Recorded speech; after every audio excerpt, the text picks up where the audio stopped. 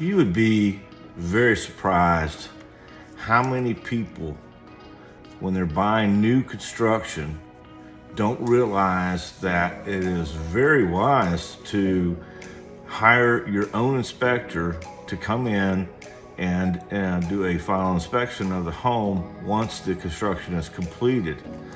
The sales reps, the building supervisors, all the workers, they don't represent you, they represent the builder.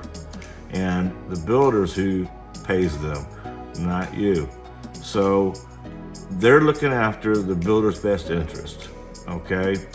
Your realtor is looking after your best interests.